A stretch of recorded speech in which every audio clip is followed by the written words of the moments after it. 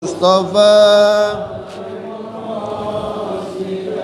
واغفر لنا ما مضى يا واسع الكرم يا أكرم الخلق ولمن ألوذ به سواك من الخلود الحارس الأمم يا رب بالمصطفى بلغ مقاصدنا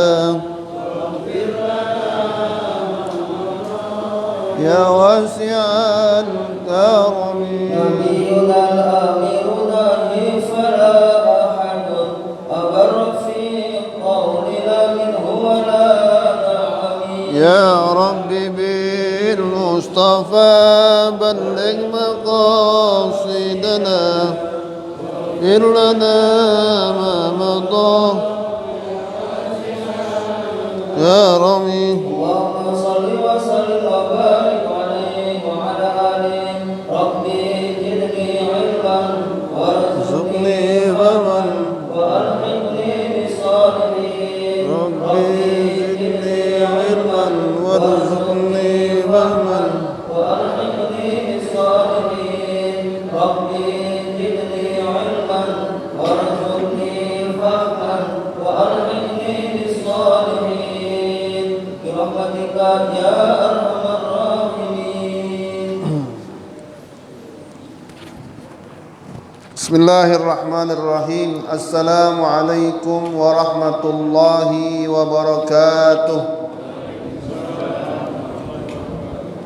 الحمد لله الذي بنعمته تتم الصالحات وبتوفيقه تستكمل الإنجازات وبفضله ومنه تنال الخيرات والصلاة والسلام على سيد السادات وعلى آله وصحبه المستبقين إلى فعل الخيرات أما بعد Bismillahirrahmanirrahim. Babul wudu. Bapak-bapak, ibu-ibu, jamaah, mari kita melanjutkan kajian kitab Irsyadul Ibad ila Sabili Rasyad. Sekarang pindah babul wudu. Ada ya, Ustaz Ayin? Bismillahirrahmanirrahim. Akhraja Syaikhan an Abi Hurairah qala qala Rasulullah sallallahu alaihi wasallam la yaqbalu Allahu salata ahadikum idza ahdatha hatta yatawadda'a. Wa Abu Syaikh an Ibni Mas'udin umira bi'abdin min ibadillahi ta'ala umira bi'abdin min ibadillahi ta'ala yudrabu fi qabrihi mi'ata jaldatin falam yazal yas'alu wa yad'u hatta sarat jaldatan wahidatan famtala'a qabruhu alaihi nara falamma irtafa'a anhu qala ala ma jallattumuni qalu innaka sallaita salatan bighairi tahur wa mararta bimadlumin falam tansurhu. Meriwayatkan Imam Asy-Syaikhan ini adalah yaitu Imam Bukhari dan Muslim, sebagaimana kalau ada ungkapan As-Sahihaini juga sama Imam Bukhari dan Imam Muslim, Sahih Bukhari dan Sahih Muslim. Jadi meriwayatkan Imam Bukhari dan Imam Muslim, Syaikhan, dua orang syekh, yaitu Bukhari Muslim. Ini hadisnya berarti sangat kuat. Dari Abu Hurairah radhiyallahu an, dia berkata bahwasanya bersabda baginda Rasulullah sallallahu alaihi wasallam, Allah tidak akan menerima solat seseorang dari kalian jika dia berhadas sampai dia berwudu. Ya ibu-ibu, jadi wudu ini merupakan syarat diterimanya solat atau syarat sahnya solat kita. Di antara syarat-syarat sahnya solat kita adalah satu, yaitu masuk waktu. Ibu sholat zuhur tapi kurang 10 menit belum masuk waktu, maka kagak sah. Syarat pertama, masuk waktu. Sholat subuh, sholat maghrib belum masuk waktu, kagak sah sholatnya, kagak diterima. Yang kedua, yaitu menghadap kiblat. Menghadap kiblat. Maka kalau sholat itu kita kudu tahu arah kiblatnya mana. Tiba-tiba kita habis sholat, kiblat kita salah, ada yang ngasih tahu no kiblatnya, maka kita harus ngulang. Makanya sebelum kita sholat kita kudu cari tahu mana arah kiblat. Kecuali dalam kondisi kita bepergian dan sholatnya sholat sunnah, maka boleh sambil di mobil sholat duha di mobil, sholat istikharah di mobil, boleh menghadap kemana saja. Fa ainama, apa ayat Al-Qur'annya, fawalli wajhaka syatral masjidil haram wa haitsu fawalli wajhaka syatral masjidil haram, maka hadapkanlah wajahmu kepada kiblatnya, kepada Masjidil Haram, yaitu sholat wajib. Sholat wajib menghadapkan wajah kita ke Masjidil Haram. Fawalli wajhaka syatral Masjidil Haram. Fahaitsu ma kuntum fawallu wujuhakum syatrah. Fahaitsu ma kuntum fawallu wujuhakum syatrah. Di mana saja kalian berada, maka hadapkanlah wajah kalian kepada arah kiblat. Nah, dalam hal ini para ulama menjelaskan bahwa yang wajib menghadap kiblat adalah sholat wajib. Kita ke Bogor, lalu mau sholat zuhur, mau sholat asar, kita qashar, kita jamak, maka kita cari masjid. Dan kita kalau kagak tahu arah kiblat, numpang di rumah orang, kita nanya kemana arah kiblat. Kalau seandainya kagak dapat masjid. Tapi kalau kita sholat ngasal sholat, udah berwudu, oke, udah masuk waktu, oke, udah tidak ada hadas kecil, tidak ada hadas besar, oke, tapi kita kagak menghadap kiblat, maka sholatnya kagak sah. Nah, bukankah baginda Rasulullah katanya dalam naik ontak pernah sholat di atas ontaknya? Kemana saja ontak pergi Rasulullah sholat. Iya, itu adalah sholat sunnah. Tapi kalau sholat wajib kagak boleh, harus turun dari kendaraan. Tidak boleh sambil sholat zuhur lalu kita di kendaraan, di mobil, kagak boleh. Nah, kalau dalam kondisi safar, sholat duha, sholat apalagi bu, sholat witir, sholat tahajud, umpama jam 2 malam kita di mobil, suaminya nyetir, ibunya nemenin suaminya, boleh sholat dalam mobil, Allahu Akbar, lalu kita cuman sambil duduk sambil ya begitu aja, lalu telunjuk. Nah, itu kalau sholat sunnah. Nah, kalau sholat wajib, kita ada di pesawat, ya kita ada di pesawat. Tapi biasa nanti kalau kita ini umroh, kalau kita haji, bapak-bapak umroh, itu nanti dikasih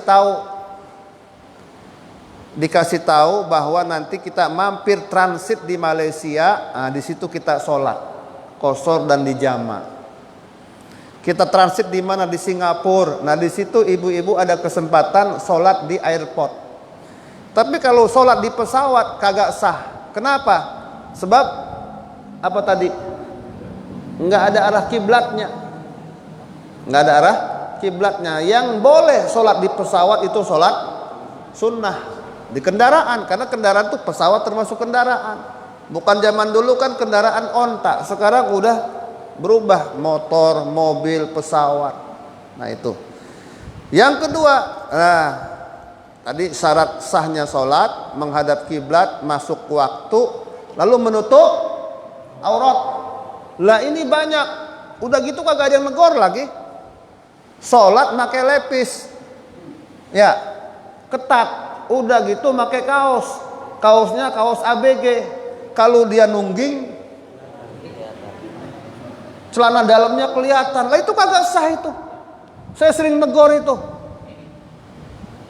Nah ini makanya kemana-mana ibu-ibu, bapak-bapak, kita kalau sholat itu bawa baju salinan, bawa baju yang agak gombrang.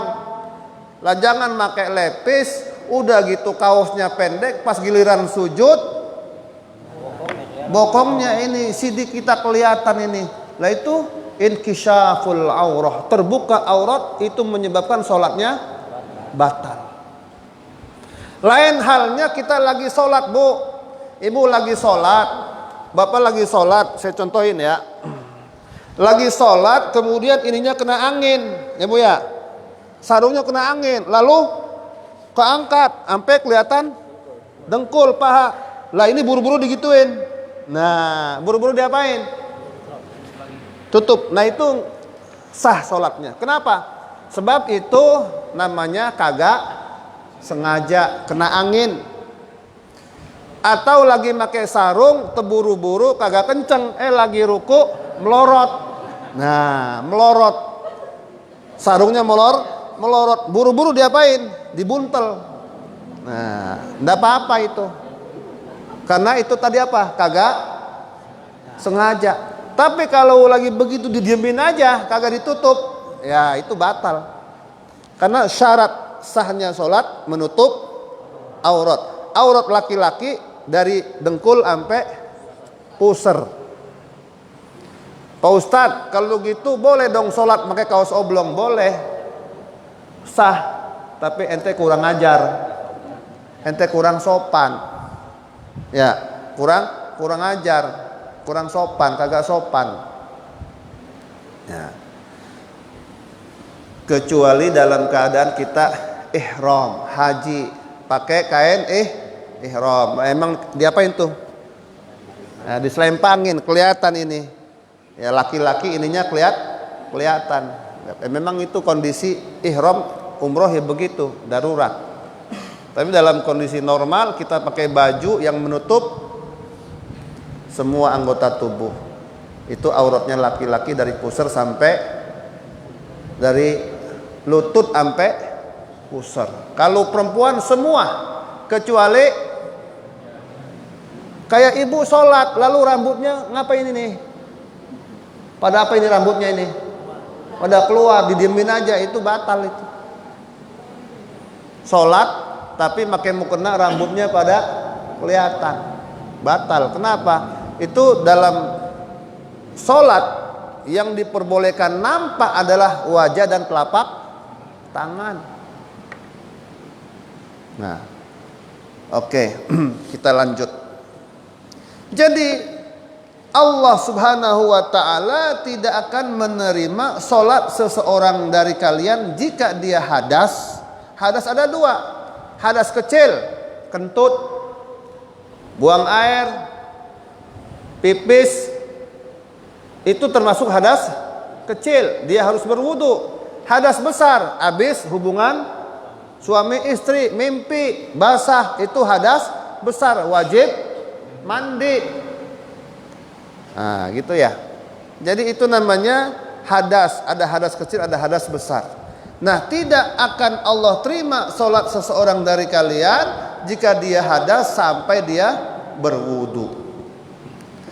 Kemudian meriwayatkan juga Abu Syekh dari Ibnu Mas'ud, umira bi'abdin min ibadillahi ta'ala yudrabu fi qabrihi mi'ata jaldatin. Dari Ibnu Mas'ud meriwayatkan, diperintahkan oleh Allah Subhanahu wa ta'ala dengan seorang hamba dari hamba-hamba Allah ta'ala, yudrab fi qabrihi mi'ata jaldatin, untuk dipukul di kuburannya, disiksa dengan 10 kali 100 kali pukulan. Allah memerintahkan malaikat untuk memukul hambanya yang udah mati di kuburannya, dipukul sampai berapa?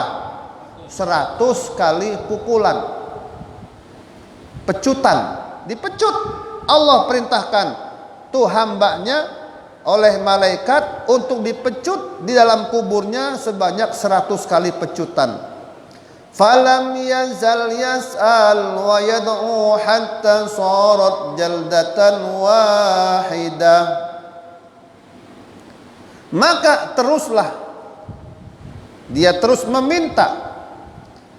Jadi Pak, kalau di alam kubur, maka manusia yang tadinya mati ketika di alam kubur, maka manusia itu rohnya dikembalikan kepada tubuhnya. Sehingga dalam mazhab akidah Ahlussunnah wal Jamaah, jumhur ulama kecuali Mu'tazilah, maka nanti orang diazab kubur itu yang diazab badannya ama ruhnya. Sebab kalau badan dipukul kagak ada ruhnya, kagak ada, nggak berasa. Tapi biar Allah rasakan itu hambanya yang durhaka, maka dikembalikanlah ketika dia di alam kubur, rohnya yang dicabut oleh Allah dikembalikan, lalu dia disiksa dan dia mengalami siksa kubur. Makanya dalam mazhab ulama Ahlussunnah wal Jamaah, yaitu orang ketika disiksa dalam kubur, dia akan disiksa dengan roh dan badan. Kecuali Mu'tazilah, dia berpaham bahwa manusia disiksa oleh Allah cuman dengan badannya, rohnya udah dicabut. Tapi cuman dia doang yang bilang. Tapi semua ulama Ahlussunnah wal Jamaah mengatakan bahwa siksa kubur itu adalah dengan ruh dan jasad. Maka hamba tersebut, karena rohnya dikembalikan ketika dia disiksa kubur, dia hidup di alam kubur, maka hamba tersebut terus minta kepada Allah dan bermohon kepada Allah, berdoa kepada Allah, sampai akhirnya dipecutlah dia oleh malaikat 1 kali pecutan. Yang tadinya sebelumnya berapa? 100 kali dikemplang sama malaikat. Sekarang dikemplang cuman 1 kali doang. Famtala'a qabruhu alaihi nara. Tiba-tiba penuhlah kuburannya dengan api. Tuh Pak, pukulannya pakai api. Pukulan malaikat, pukulannya pakai, cambuknya pakai api. Oh, jadi bukan kayak cambuk. Kalau cambuk itu mah enak rotan. Ini cambuknya dari api neraka. Maka penuhlah kuburan orang tersebut dengan api neraka. Falamma irtafa'a anhu qala, di saat apinya tambah naik, qala, itu ahli kubur yang lagi disiksa, alama jallattumuni, atas apakah kalian wahai malaikat memecut aku, memukul aku, ngemplangin aku? Qalu, malaikat menjawab, innaka shallaita sholatan bighairi tahur, kamu dulu sholat kagak pakai wudu. Gara-gara dulu kamu sering sholat kagak pakai wudu, Allah marah, maka kamu diapain? Dikemplangin, dipecut sama malaikat dengan pecutan api neraka. Wa mararta bimadlumin falam tansurhu, dan kamu dulu pernah melewati seseorang yang lagi disakiti, dizolimi, tapi kamu tidak mau menolongnya. Tuh Bu, ya Bu ya. Jadi siapa ada orang beriman, orang Islam, lewat di tengah jalan ada saudaranya beriman sama-sama orang Islam, diapain Bu? Disakiti, dizolimi, lalu kita kagak nolong, maka orang ini nanti juga di alam kubur akan mengalami siksa kubur. Makanya RT RW kalau ngelihat ada seorang perempuan disiksa sama suaminya, dan siksaannya mukulnya udah kayak bukan mukul orang, mukul binatang, RT wajib, RW wajib, bahkan tetangga wajib. Wajib apa? nolong orang tersebut, entah anak kecil dikemplangin sama babaknya udah kayak binatang, entah istri dikemplangin sama suaminya kayak binatang, lalu kita diam semua, tetangganya ngelihat diam nonton doang, maka nanti akan diapain toh? Akan diapain? Akan dikemplang, disiksa dalam neraka. Kenapa? Karena dulu kamu pernah sholat kagak pakai wudhu. Yang kedua, kamu lewat di hadapan saudaramu yang dizolimi, lalu kamu tidak menolong. Bahkan bukan hanya orang Islam, orang Batak sekalipun, yang bukan orang Cina sekalipun, orang Kristen sekalipun, kita lihat dia diapain? Disiksa. Maka kita sebagai seorang Islam, Muslim harus ngapain? Nolong. Sekalipun itu orang Batak. Nah, jadi bukan hanya orang Islam aja yang wajib ditolong, apapun agamanya, selama dia diapain? Dizolimi, itulah agama Islam. Sebab agama Islam adalah agama kasih sayang untuk semua manusia. Wa ma arsalnaka illa rahmatan lil alamin. Hai Muhammad, tidaklah engkau aku utus menjadi rasul kecuali sebagai rahmat, penebar kasih sayang kepada semua alam, baik alam binatang, alam manusia, alam hewan, semuanya. Kita harus menyayangi mereka. Ya. Bapak-bapak, ibu-ibu rahimakumullah, inilah ancaman Allah bagi orang yang sholat kagak pakai wudhu. Atau wudhu tapi wudhunya kagak apa? Kagak rapi. Wailul lil aqabi minan nar. Ada satu hadis yang diriwayatkan oleh Abu Hurairah, wailul lil aqabi minan nar. Dulu sahabat Nabi wudu ada yang terburu-buru, akhirnya mata kakinya kagak nggak kebasuh, mata kakinya kagak kebasuh, masih kering. Akhirnya Nabi Muhammad bersabda, wailul lil aqabi minan nar. Siap-siap, siapa yang wudu mata kakinya kagak kebasuh, kagak kena air, siap-siap kakinya akan diapain? Dijilat oleh api neraka. Wail, celakalah mata kaki yang ketika berwudunya kagak rapi. Maka Pak, kita kalau sholat ini subuh jam berapa ya?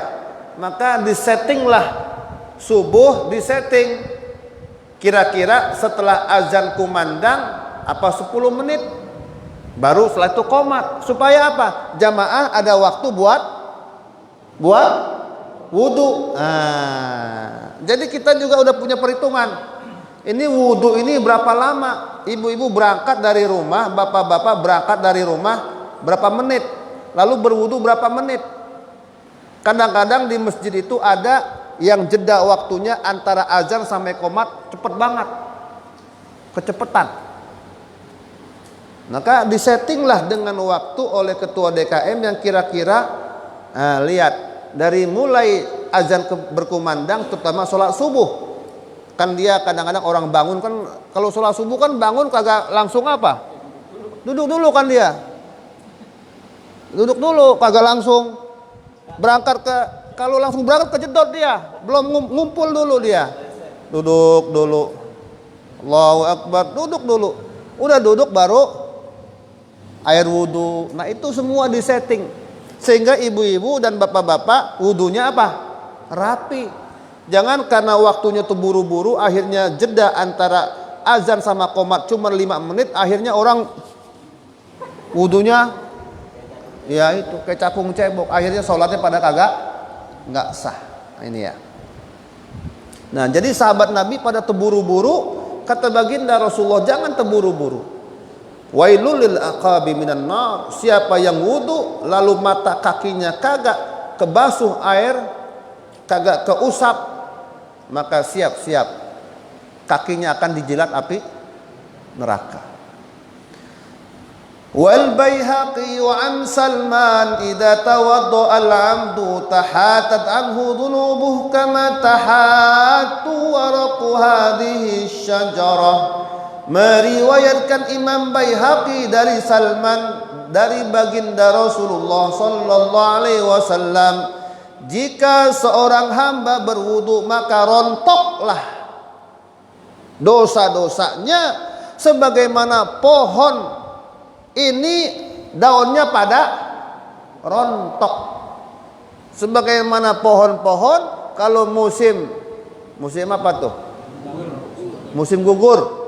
Nah sekarang udah musim gugur ini. Pohon apa aja sekarang banyak yang rontok itu.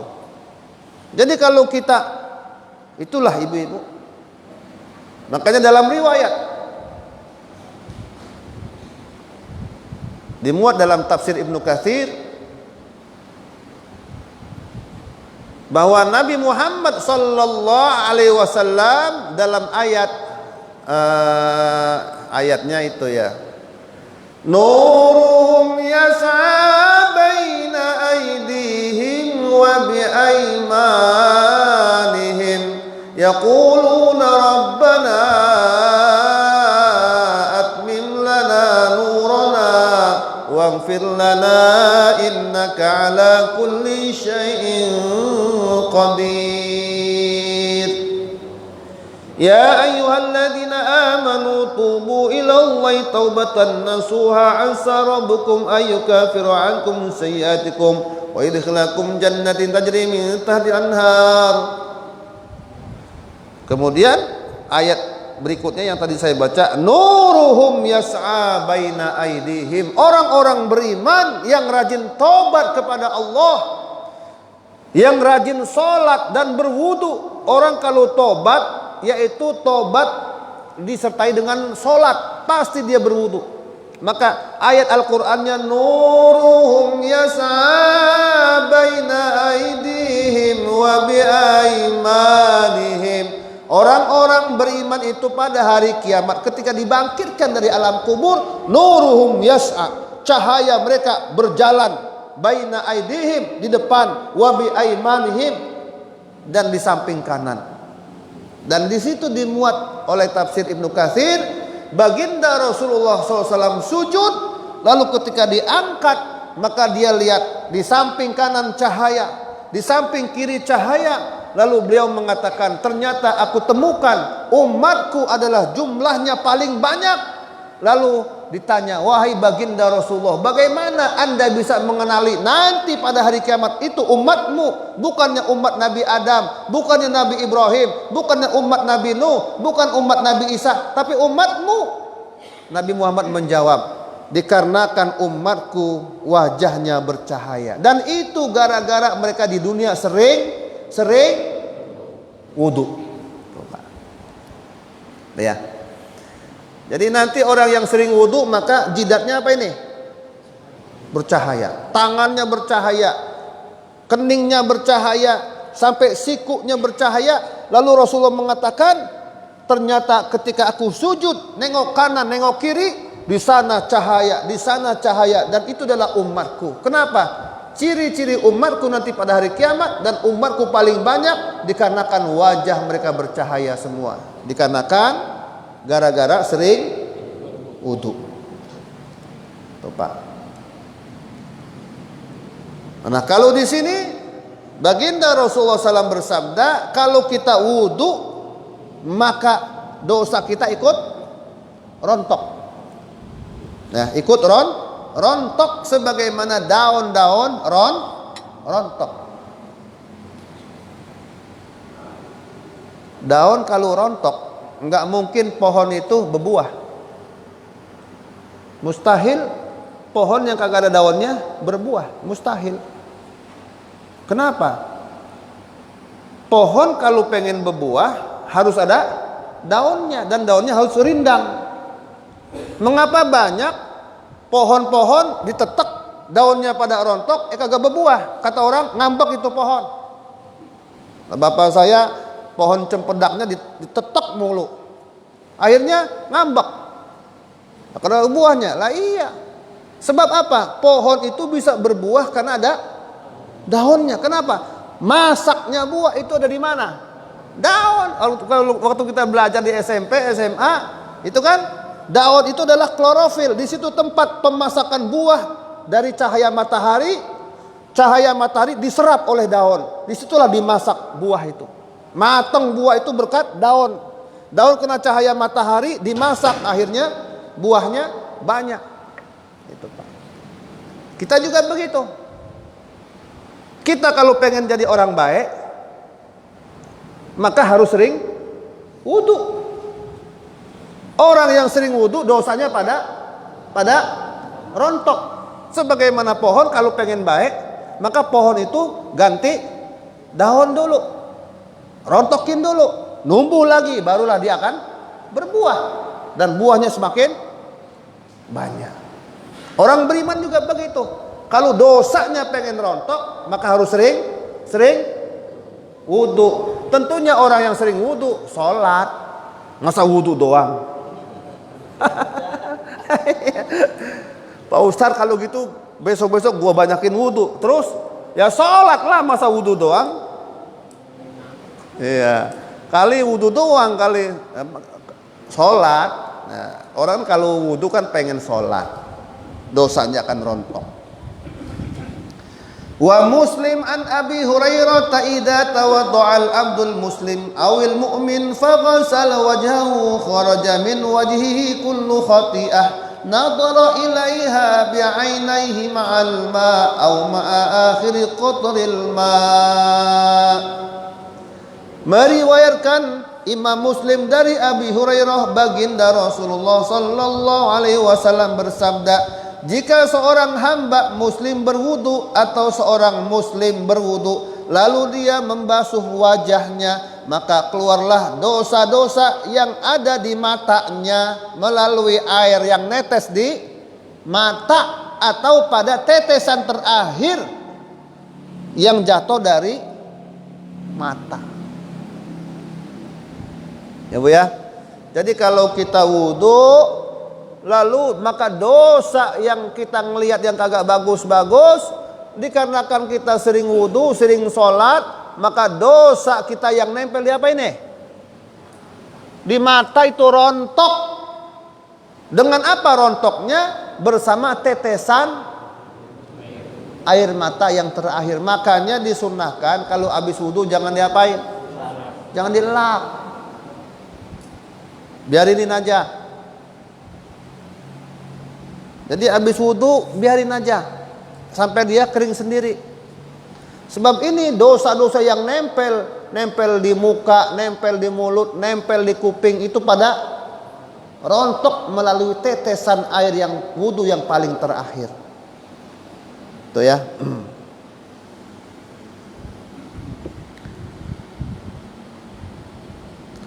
فَإِذَا غَسَلَ يَدَيْهِ خَرَجَ مِنْ يَدَيْهِ كُلُّ خَطِيئَةٍ بَطَشَتْهَا يَدَاهُ مَعَ الْمَاءِ أَوْ مَعَ آخِرِ قَطْرِ الْمَاءِ. Dan jika seorang hamba muslim membasuh kedua tangannya, rontoklah, keluarlah dosa-dosanya yang dari kedua tangan tersebut, yang mana tangan tersebut dia gunakan untuk mengambil sesuatu atau memukul bersama air atau bersama tetesan terakhir dari air wudu. Fa idza ghasala rijlaihi kharaja min rijlaihi kullu khati'atin masyatha rijlahu ma'al ma'. Dan jika seorang hamba muslim membasuh kedua kakinya, keluarlah dari kedua kakinya setiap dosa yang ia gunakan untuk berjalan dengan kedua kakinya bersama air terakhir atau tetesan terakhir dari air wudu sampai akhir, bersihlah dia dari dosa. Matanya rontok dosanya, di tangannya rontok dosanya, di kakinya rontok juga dosanya. Dalam riwayat Nabi Muhammad SAW bersabda, dan ini dimuat dalam hadis Riyadhus Shalihin dan sangat masyhur. Rasulullah mengatakan kepada para sahabatnya, bagaimana menurut kalian jika ada seseorang yang rumahnya di depan sungai, lalu saban waktu dia mandi 5 kali? Sahabatnya menjawab, wahai Rasulullah, pasti orang itu bersih, kagak ada dakinya, nggak ada kotorannya. Kalau di depan rumahnya ada sungai, lalu dia mandi saban waktu.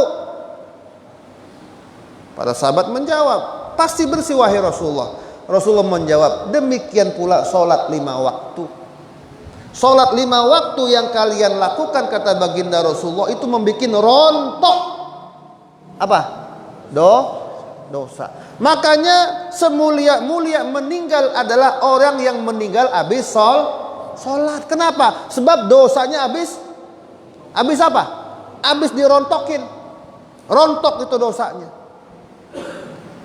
Dan baginda Rasulullah SAW bersabda, jika seorang hamba muslim sholat maghrib, lalu maka sholat maghrib ini merontokkan dosa yang ia lakukan habis sholat asar. Lalu sholatlah isya, maka sholat isya ini merontokkan dosa yang kita lakukan sehabis sholat maghrib, dan begitu seterusnya. Makanya orang yang rajin sholat 5 waktu ke masjid dijamin dosanya rontok. Udah dosa yang di mukanya rontok, yang di tangannya rontok, termasuk badannya, dosa-dosanya dari semua badannya ikut rontok dan bersih. Bapak-bapak, ibu-ibu rahimakumullah. Wa Abu Daud an Ibnu Umar, man tawadda'a ala tuhrin kutiba lahu 10 hasanat. Dari Ibnu Umar meriwayatkan baginda Rasulullah sallallahu alaihi wasallam bersabda, siapa orang yang berwudu di atas kesucian, dia padahal udah berwudu, wudu lagi. Siapa orang yang berwudu ala tuhrin, tapi dia masih suci, maka Allah catat baginya 10 kebaikan. Ya Bu ya. Jadi kalau kita mau sholat, Ustadz, saya kan tadi habis sholat maghrib, udah wudhu, sekarang mau sholat isya, wudhu lagi, nggak apa-apa. Itu bikin pahala kita diapain? Dinambah menjadi 10 kali lipat. Allah catat bagi kita 10 kebaikan. Itu ya. Wa hakal Ghazali annahu ru'iya ba'dul mauta fil manami faqila lahu kaifa haluk faqala sallaitu yawman bila wudu fawukila alayya dibun yurawiyuni fi qabri fahali ma'hu fi aswa'i halin. Menceritakan Imam Al-Ghazali bahwasanya diperlihatkan kepadanya sebagian orang mati dalam tidurnya. Imam Al-Ghazali mimpi melihat saudara-saudaranya yang udah mati dalam tidurnya. Ditanyalah, bagaimana kabarmu? Itu mayat yang dimimpikan oleh Imam Al-Ghazali menjawab, shallaitu yauman bila wudu. Suatu saat saya pernah sholat, suatu hari saya pernah sholat tanpa berwudu. Maka Allah kirimkan atasku dalam kuburanku serigala yang nakut-nakutiku di kuburanku, maka keadaanku sangat menakutkan sampai saat ini. Gara-gara sholat sekali hari dia sholat kagak pakai wudu. Termasuk, nah ini dia, yaitu orang yang mengalami siksa kubur gara-gara celananya bau pipis, sarungnya bau pipis. Kenapa? Sebab kencingnya kagak bersih. Nah ini termasuk ini. Baginda Rasulullah mengatakan, amatu adzabi ahlil kubri al baul. Kebanyakan azab kubur yang dialami oleh umatku gara-gara kencing. Kencing terburu-buru. Makanya kalau kencing kan 2.000 ya. Kalau berak 4.000, berak-berak 8.000. Ya. Makanya kalau nyari kencing yang 2.000. Sekalipun ngeluarin 2.000 tapi kita bisa bebas. Coba kalau kencing di ban mobil kita kencingin. Mobilnya kita kencingin. Inilah orang yang akan mengalami siksa kubur. Kenapa lah? Ban mobilnya sendiri dikencingin, apalagi mobil orang. Dia berakin sama dia. Ya. Jadi Rasulullah sudah mewanti-wanti kelak azab kubur yang banyak dialami oleh umatku gara-gara kencingnya kagak bersih. Makanya kalau kencing sampai putus siram. Baru pakai sarung, pakai sempak, pakai celana. Sholat kita menjadi bersih suci. Lah ini habis sholat kok bau. Nah itu dia. Padahal kita tadi udah sholat berhari-hari, udah berkali-kali. Celana kita. Nah ini kita kudu ini ya. Saya juga pernah begitu juga, pernah ngalamin juga. Ya Allah, mudah-mudahan Allah maafin itu. Pernah ngalamin juga kayak gitu Bu. Ya Allah. Itu ya.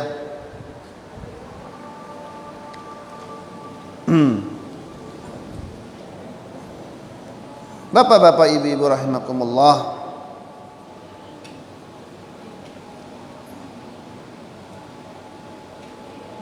Kemudian ini agak panjang ini. Wa hukiya annahu ramadat ainul Junaid marratan faqala at-tabib in turid ainaika fala tuwassil ilaihima ma'an. Falamma dhahaba at-tabib tawadda wa shalla wa nama fabari'at ainuhu fasami'a hatifan yaqul tarakal Junaid ainahu fi ridai falau talaba binnil al-jahannamiyina bidhalikal az la ajab. Falamma ja'a at-tabib wa ra'a al-'aina sahihatan qala ma fa'alta qala tawadda'tu wa shallaitu wa kana at-tabibu nasraniyan fa amana fil hal wa qala hadha ilajul khaliq lil makhluq wa kuntu ana armad wa kuntu anta at-tabib. Diceritakan bahwa Imam Junaid ini adalah gurunya Imam Ghazali Al-Junaid. Jadi Imam Junaid adalah gurunya Imam Al-Ghazali. Diceritakan bahwa Imam Junaid ini matanya apa sih tuh? Yang rebekan tuh apa namanya? Mata rebekan tuh belek. Kita penyakit mata ya. Sakit mata kan perih ya. Tapi kalau sujud itu sakit banget kayak mau jatuh itu ya. Ya Bu ya. Jadi Imam Junaid belekan. Penyakit belekan. Matanya belekan. Pergilah dia ke dokter. Kata dokter, dan dokternya dokter Nasrani. Dokternya orang Kristen. Kata dokter, inturid ainaika, kalau kamu pengen sembuh matamu, kamu jangan wudhu.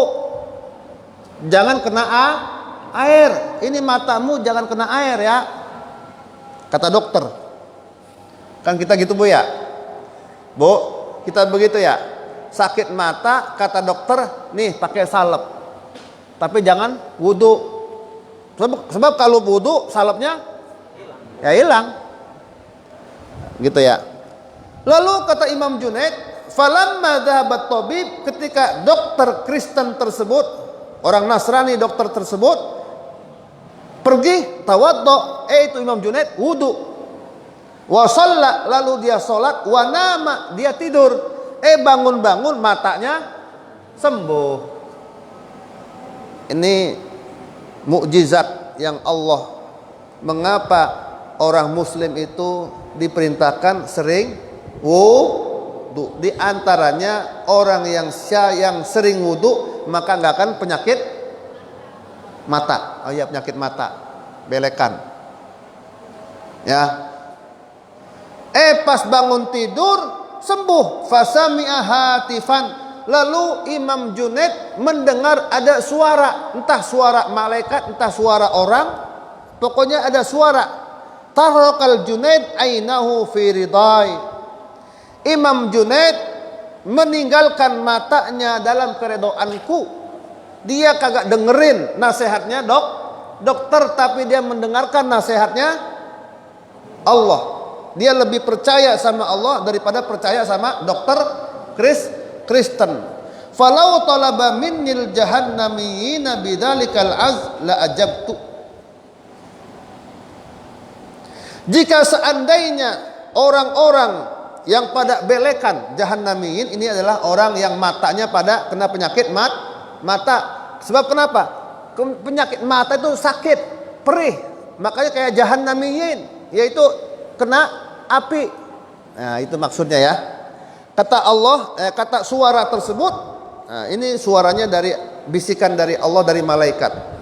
Jika seandainya ya orang-orang yang kena mata belekan itu minta kepadaku dengan niat tersebut, maka akan aku kabulkan, akan aku bikin matanya pada sembuh. Falamma ja'at tabib wa ra'al 'ain sahihatan. Maka di saat dokternya datang dan melihat, loh, kok udah sembuh? Nah, kata dokter, lu kok udah sembuh, Junaid? Di saat dokternya datang dan melihat matanya udah sembuh, maka dokter bertanya, ma fa'alta, apa yang kamu lakukan? Lalu Imam Junaid mengatakan, aku berwudu dan aku sholat. Lah, dokter tersebut yang Nasrani akhirnya masuk Islam. Dokternya masuk Islam. Wa qala, kata dokter tersebut, hadza ilajul khaliq lal makhluk. Inilah obatnya pencipta, bukannya obat makhluk manusia.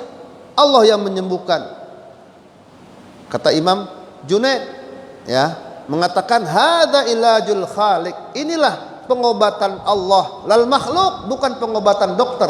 Wa kuntu ana armad, aku matanya belekan, aku sakit mata. Wa kunta anta tabib, dan engkau adalah dokternya. Tapi justru yang menyembuhkan adalah Allah. Nah, demikian bab tentang wudu dengan segala khasiat dan keistimewaannya. Semoga bermanfaat. Kita dijadikan oleh Allah orang yang selalu menjaga wudu. Hadanallahu wa iyyakum ajma'in wal afwa minkum. Assalamualaikum warahmatullahi wabarakatuh.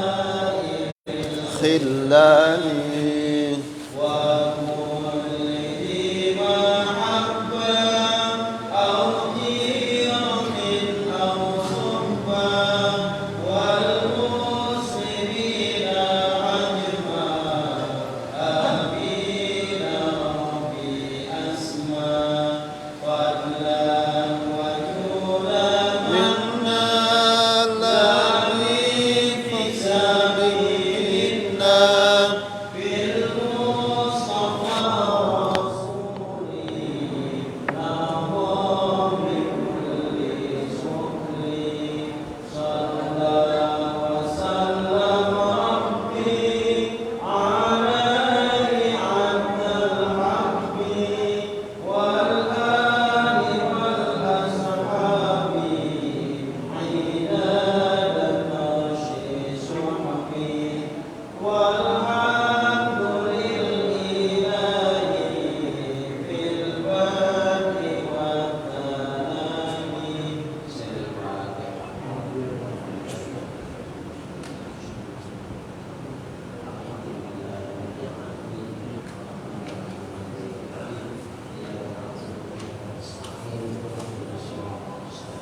صراط الذين أنعمت عليهم غير المغضوب عليهم ولا الضالين. سبحانك اللهم وبحمدك أشهد أن لا إله إلا أنت أستغفرك